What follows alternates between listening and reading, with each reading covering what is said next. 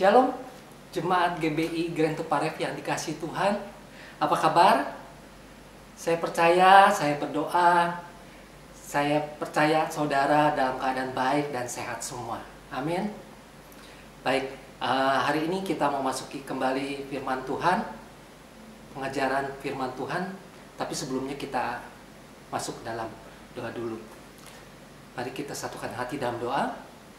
Bapa di surga, di dalam nama Tuhan Yesus, kami mengucap syukur buat pagi, siang, atau sore hari ini di mana kami boleh kembali mendengarkan firman-Mu.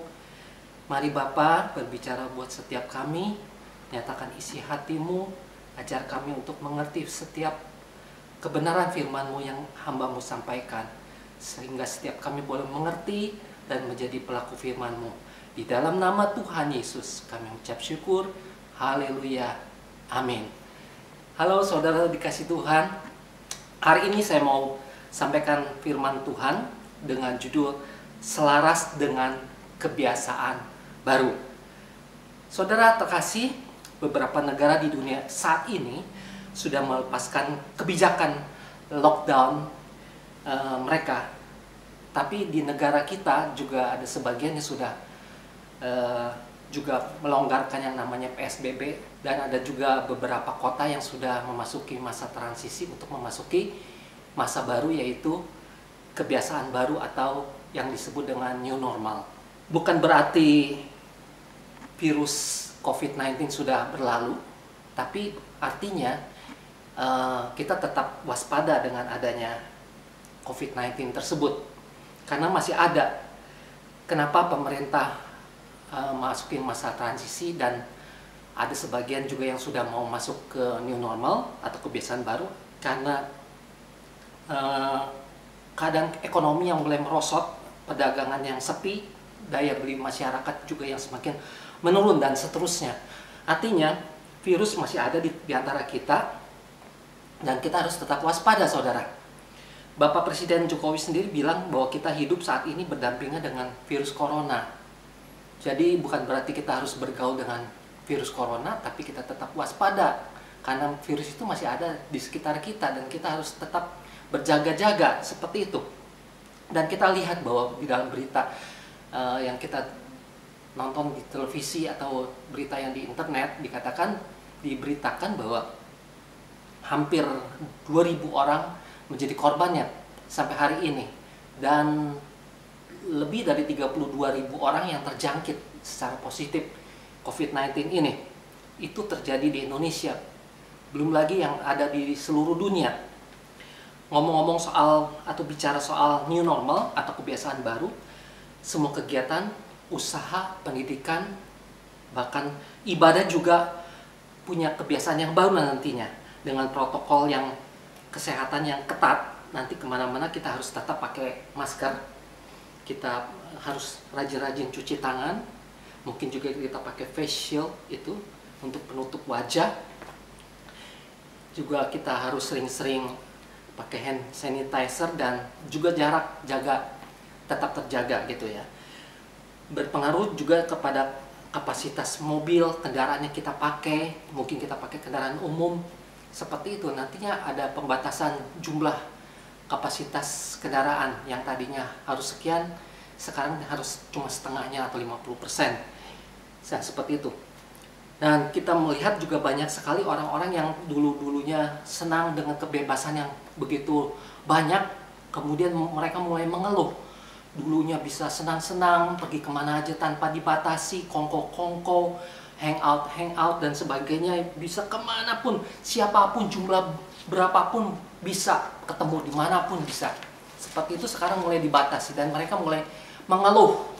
Katanya sekarang nggak bebas seperti dulu. Nah, ya seperti itu kita lihat. Dan kalau kita lihat konteksnya di dalam firman Tuhan, di dalam Alkitab, ada di dalam kitab Bilangan 11 ayat 5 dan 6. Kita lihat bagaimana banyak orang juga yang bersungut-sungut di zaman Alkitab, saudara. Saya mau bacakan di dalam Bilangan 11 ayat 5 sampai dengan yang ke-6. Demikian firman Tuhan. Kita teringat kepada ikan yang kita makan di Mesir dengan tidak bayar apa-apa, kepada mentimun dan semangka, bawang prei, bawang merah, dan bawang putih. Tetapi sekarang kita kurus kering. Tidak ada sesuatu apapun kecuali mana ini saja yang kita lihat. Saudara perhatikan, dari zaman dulu sudah ada dalam zaman Alkitab bahwa banyak orang juga yang sudah mengeluh dengan keadaan mereka yang baru. Nanti juga kita akan lihat bahwa banyak sekali orang-orang yang akan bersungut-sungut dengan keadaan yang namanya new normal atau kebiasaan baru tersebut. Banyak orang yang akan bersungut-sungut, tidak suka, tidak bersyukur dengan keadaan yang baru. Kita teringat katanya kepada ikan yang kita makan di Mesir dengan tidak bayar apa-apa, seperti itu bangsa Israel. Dan itu terjadi benar-benar sejarah ketika bangsa Israel keluar dari Mesir. Selama 400 tahun lebih bangsa Israel dijajah, atau bukan dijajah, diperbudak di Mesir. Dan mereka sebagai statusnya sebagai seorang budak, tapi mereka masih merasakan yang namanya kenyamanan. Adanya nyaman, adanya rasa nyaman di dalam kehidupan mereka. Sekalipun mereka masih budak, mereka merasa aman daripada mereka adanya di gurun. Ketika bangsa Israel dibawa Tuhan lewat kepemimpinan Musa untuk keluar dari Mesir menuju tanah perjanjian, mereka mulai mengeluh, mereka mulai bersungut-sungut. Mereka merasa lebih nyaman dulu. Ketika mereka diperhadapkan dengan berbagai-bagai masalah, mereka teringat lagi zaman mereka masih ada di Mesir dulu. Jauh lebih enak, jauh lebih nyaman, bebas di sana. Mau makan apapun ada, mau nikmatin apapun ada, lengkap di sana. Fasilitas serba lengkap. Seperti itu yang terjadi. Dulu bisa hidup seenaknya. Sekarang kita lihat bahwa kita masuk dalam yang namanya perubahan, new normal atau kebiasaan baru ini adalah sekarang kita dirubahkan oleh Tuhan. Saudara, ibarat sebuah komputer, kalau saya katakan, komputer itu harus di restart. Kenapa? Tuhan mau kita masuk dalam masa-masa yang di restart. Seperti komputer, karena sistem satu komputer kalau dia mulai melambat, tampilannya mulai kacau, atau mungkin mandek malah, itu harus di restart. Seperti itu. Dan Tuhan juga melakukan seperti itu dengan kehidupan kita. Ketika semuanya mulai rusak, Tuhan harus merestart apa yang ada di dalam dunia ini. Saudara, kalau saudara baca di dalam kitab Kejadian 6 ayat 11 sampai dengan ayat 13, banyak sekali Tuhan menceritakan, firman Tuhan menceritakan restart berkali-kali dalam kehidupan manusia. Kejadian 6 ayat 11 sampai dengan 13 saya bacakan. Demikian firman Tuhan. Adapun bumi itu telah rusak di hadapan Allah di zaman Nuh. Dan penuh dengan kekerasan. Allah menilik bumi itu dan sungguh rusak benar. Sebab semua manusia menjalankan hidup yang rusak di bumi. Perhatikan, yang rusak di bumi. Berfirmanlah Allah kepada Nuh, aku telah memutuskan untuk mengakhiri hidup segala makhluk. Sebab bumi telah penuh dengan kekerasan oleh mereka. Jadi aku akan memusnahkan mereka bersama-sama dengan bumi. Saudara perhatikan bahwa restart yang pertama di dalam dunia ini adalah ketika di zaman Nuh. Ketika manusia melakukan hal-hal yang jahat di mata Tuhan dan rusak di mata Tuhan. Kehidupan yang kacau. Dan Tuhan merestart itu yang pertama. Kemudian ada restart yang kedua di dalam kitab Kejadian yang ke-11, di mana Tuhan melihat kesombongan manusia. Banyak orang pada waktu itu membangun satu yang namanya menara yang tinggi sekali. Mereka mau mencapai Tuhan. Mereka dengan kesombongan yang begitu luar biasa, mereka mau mencapai Tuhan. Mereka mau menyamai dirinya dengan Tuhan. Dan pada akhirnya Tuhan merestart. Bahasa mereka dikacau balaukan oleh Tuhan, sehingga bahasa mereka berubah semua. Mereka berbeda-beda bahasa dan akhirnya mereka terpencar di bumi ini. Kemudian ada juga restart yang diceritakan di dalam Kejadian di Sodom dan Gomora, di dalam kitab Kejadian 13 ayat yang 13. Saya bacakan sebentar. Adapun orang Sodom sangat jahat dan berdosa terhadap Tuhan. Adapun orang Sodom sangat jahat dan berdosa terhadap Tuhan, sehingga Tuhan merestart. Dan restart ini masih banyak sekali yang kita lihat di dalam dunia ini.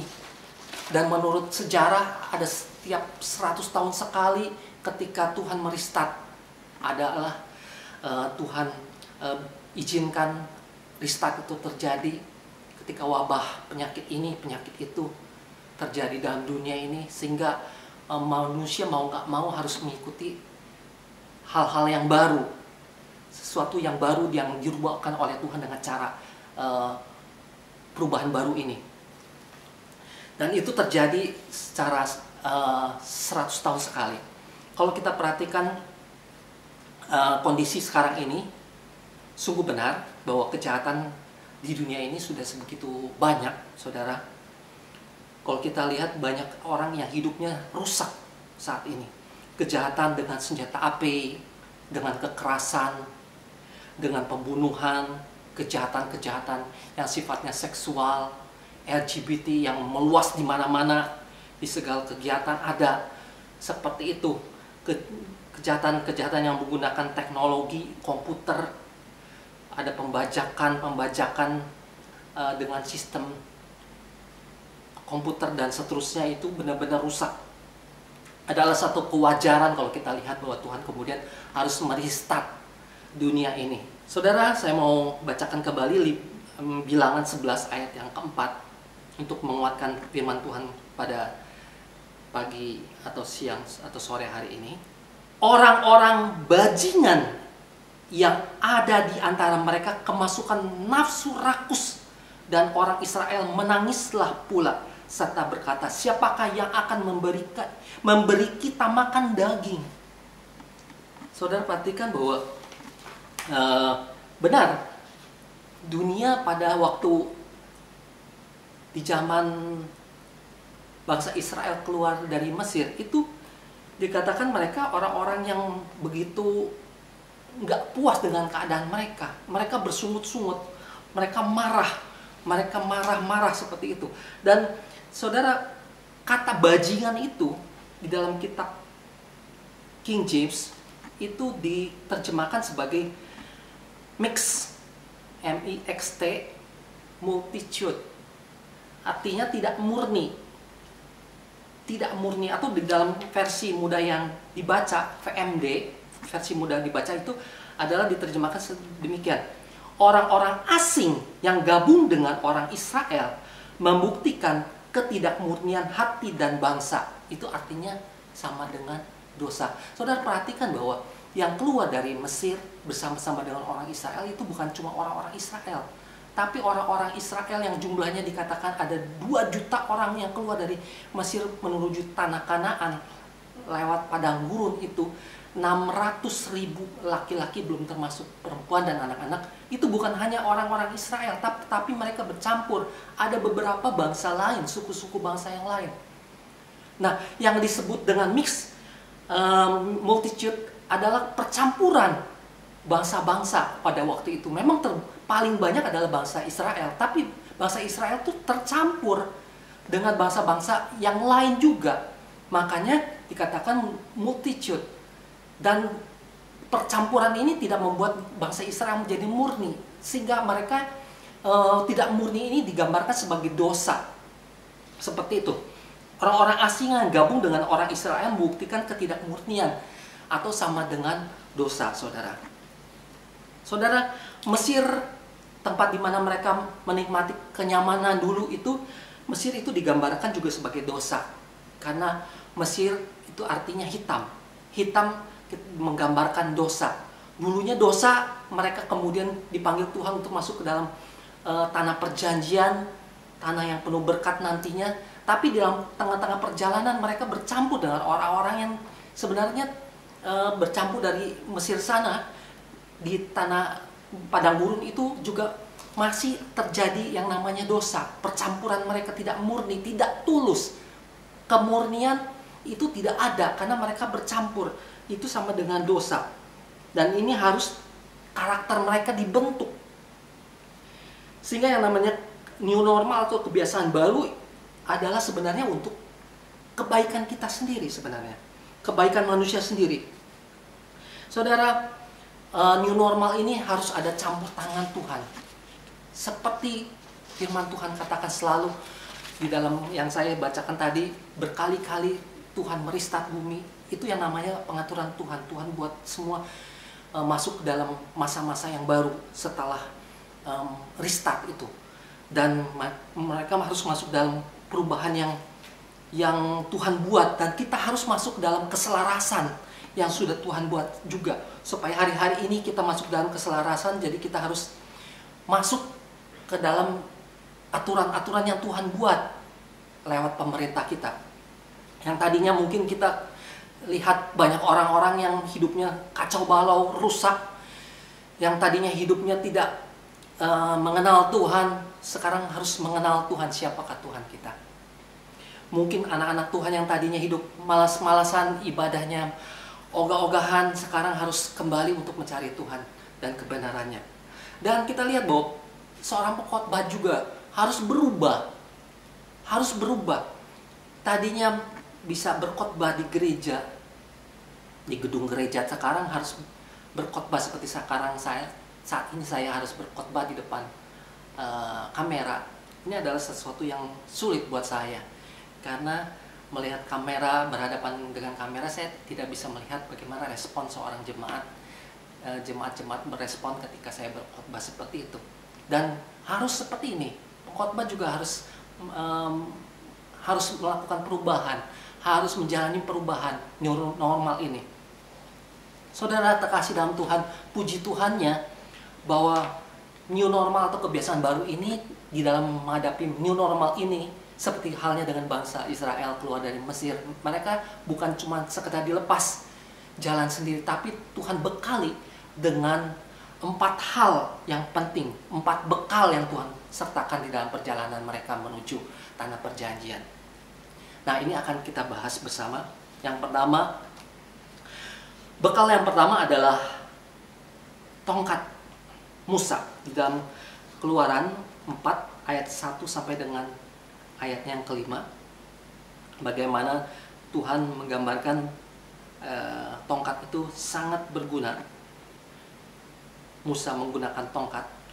Lalu saut Musa, bagaimana jika mereka tidak percaya kepadaku dan tidak mendengarkan perkataanku, melainkan berkata, Tuhan tidak menampakkan diri kepadamu.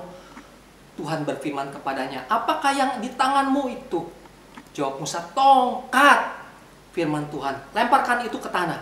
Dan ketika dilemparkannya ke tanah, maka tongkat itu menjadi ular, sehingga Musa lari meninggalkannya. Tetapi firman Tuhan kepada Musa, ulurkanlah tanganmu dan peganglah ekornya. Musa mengulurkan tangannya, ditangkapnya ular itu, lalu menjadi tongkat di tangannya. Supaya mereka percaya bahwa Tuhan Allah, nenek moyang mereka, Allah Abraham, Allah Ishak, dan Allah Yakub telah menampakkan diri kepadamu. Demikian firman Tuhan ketika Musa pertama kali dipanggil oleh Tuhan untuk membawa tugas untuk membawa bangsa Israel keluar dari Mesir menuju tanah perjanjian. Tuhan membekali dia dengan tongkat. Dengan tongkatnya ini juga pada akhirnya menjadi satu alat untuk menolong bangsa Israel di tengah-tengah padang gurun. Bagaimana tongkat tersebut juga dipakai oleh Musa untuk membelah Laut Teberau, Laut Merah, sehingga Musa dan orang-orang Israel yang dikejar-kejar oleh Mesir, mereka bisa melalui daratan kering yang ada di tengah-tengah laut yang terbelah tersebut. Dan bagaimana tongkat itu dipukulkan ke batu dan mengeluarkan air ketika bangsa Israel kehausan di padang gurun. Dan kita lihat bagaimana tongkat itu sangat menolong. Dan saudara, tongkat itu menggambarkan apa pada zaman ini? Tongkat itu menggambarkan teknologi. Yang menolong kita saat ini adalah teknologi. Ketika kita menghadapi perubahan yang baru, kebiasaan yang baru, new normal, kita harus menggunakan teknologi. Teknologi itu harus jadi berkat buat kita. Teknologi digital, kita harus dengan cara-cara yang baik, cara-cara yang benar menggunakan teknologi ini. Kita bisa ibadah dengan teknologi online, kita bisa ikuti seminar-seminar dengan online, bahkan sekolah, kuliah, bekerja di rumah juga menggunakan teknologi ini, teknologi digital. Dan ini yang membuat kita menjadi tertolong dengan ini, dengan teknologi ini. Jadi bukan kita pakai teknologi dalam bentuk komputer, dalam bentuk HP, smartphone itu cuma untuk chattingan, YouTubean, Instagraman, dan seterusnya. Tapi kita bisa pakai yang jauh lebih mulia, jauh lebih berguna. Itu yang pertama, tongkat. Yang kedua, yaitu bekal yang kedua adalah mana. Keluaran 16 ayat 31. Umat Israel menyebut namanya mana. Warnanya putih seperti ketumbar dan rasanya seperti rasa kue madu. Saudara, nggak pernah orang Israel dan bahkan seluruh sebelum-sebelumnya nenek moyang mereka tahu yang namanya mana. Tapi bangsa Israel yang ada di padang gurun mengenal mana ini sebagai makanan mereka. Saudara terkasih dalam Tuhan, orang-orang fasik sekarang ini banyak yang mengeluh. Mereka merasakan kebebasan mereka yang dulu tidak ada lagi. Mereka bilang krisis ekonomi setelah wabah COVID-19 terjadi, orang-orang nggak dapat bekerja, kehilangan ini, kehilangan itu, pekerjaan waktunya dan seterusnya. Tapi anak-anak Tuhan tetap terpelihara oleh Tuhan karena adanya mana. Saudara, jalani hidup ini bersama dengan Tuhan dan pastikan bahwa saudara diberkati oleh Tuhan lewat cara-cara Tuhan yang ajaib untuk memelihara kehidupan kita. Itu yang kedua. Yang ketiga, di dalam Keluaran 13 ayat 21 dikatakan tiang awan dan tiang api. Tuhan mengizinkan bangsa Israel, menuntun bangsa Israel keluar dari Mesir di padang gurun yang panas terik itu dengan perlindungan Tuhan. Pada waktu siang hari adanya tiang awan untuk menudungi mereka terhadap panas teriknya awan. Dan pada malam hari mereka bisa tetap berjalan ketika Tuhan perintahkan berjalan, dan mereka bisa melihat jalan itu, jalan mereka yang mereka tempuh itu dengan penerangan yang dibuat oleh awan, tiang api. Jadi tetap menyala dan terang, bisa melihat jalan yang harus mereka tempuh. Jadi artinya perlindungan Tuhan itu sifatnya 24 jam, saudara. Artinya 7 hari dalam seminggu dan siang malam full. Tidak ada Tuhan pernah meninggalkan kita barang sesaat pun. Ada proteksi Tuhan yang begitu luar biasa terhadap virus yang ada di tengah-tengah dunia saat ini. Dan juga sepatu dan kasut dan baju mereka tidak hancur, tidak koyak, tidak hancur karena ada pertolongan Tuhan, ada pemeliharaan Tuhan yang selalu ajaib, ada perlindungan Tuhan yang luar biasa dalam kehidupan kita. Itu yang ketiga, saudara. Dan yang keempat, yang terakhir adalah hukum Taurat. Keluaran 24 ayat yang ke-12. Saya bacakan Keluaran 24. Musa di Gunung Sinai. Tuhan berfirman kepada Musa, naiklah menghadap aku ke atas gunung dan tinggallah di sana, maka aku akan memberikan kepadamu loh batu, yakni hukum dan perintah yang telah kutuliskan untuk diajarkan kepada mereka. Saudara, bahwa di dalam perjalanan mereka menuju tanah perjanjian itu Tuhan menurunkan 2 loh batu, yaitu isinya adalah Taurat Tuhan, perintah-perintah Tuhan, aturan-aturan yang dibuat oleh Tuhan. Saudara, tahu aturan yang ada di masa-masa new normal ini atau kebiasaan yang baru? Ke mall kita yang tadinya usia 45 tahun boleh, bahkan yang lebih tua, tapi sekarang tidak bisa lagi. 45 tahun katanya, 45 tahun harus 45 tahun ke atas itu tidak bisa, hanya orang-orang yang usianya 45 tahun ke bawah. Itu pun dengan catatan harus tetap diperiksa dengan protokol kesehatan yang ketat dan harus cuci tangan, harus masuk dalam bilik yang namanya bilik yang sudah berdisinfektan, sama juga dengan tempat sekolah, kuliah dan seterusnya, ke gereja juga seperti itu. Nanti saya dengar-dengar mungkin juga gereja akan menerapkan hal yang sama. 50% dari jumlah kapasitas bangku akan cuma bisa dipakai, cuma 50% itu. Sisanya ya harus mungkin dibelah dua. Seperti itu, mungkin dibikin jam ibadah yang berbeda. Dan itu terjadi. Mungkin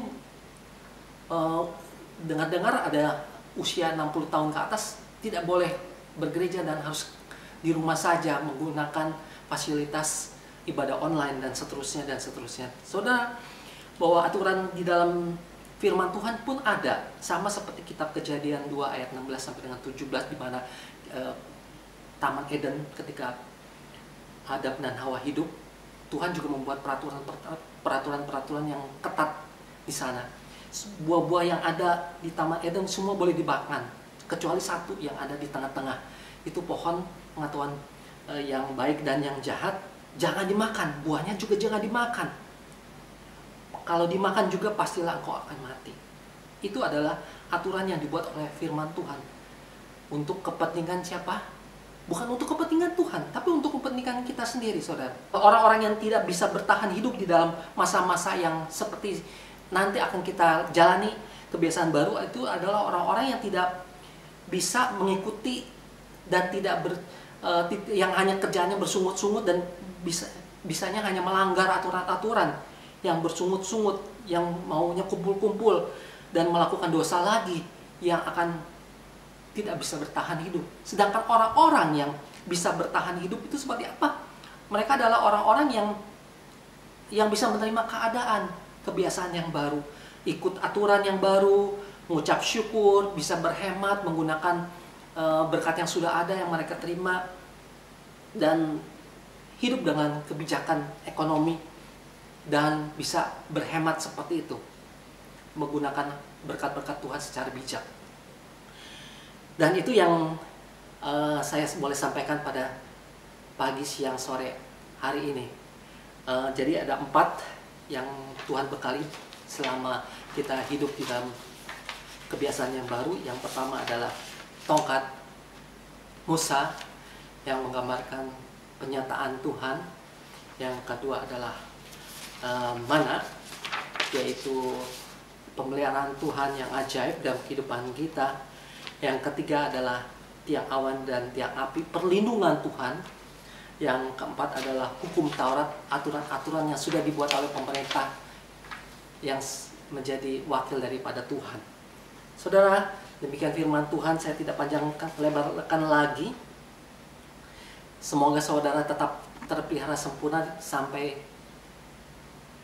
Tuhan Yesus datang yang kedua kali. Jadikan firman Tuhan sebagai pedoman hidup saudara untuk selama-lamanya. Amin. Quote untuk hari ini sebelum saya tutup, saya mau bacakan. Aman dan nyaman buat manusia, tidak aman buat Tuhan. Hari-hari kita ke depan ada di dalam tangan Tuhan. Karena itu percayakanlah hanya pada Tuhan. Tuhan Yesus memberkati.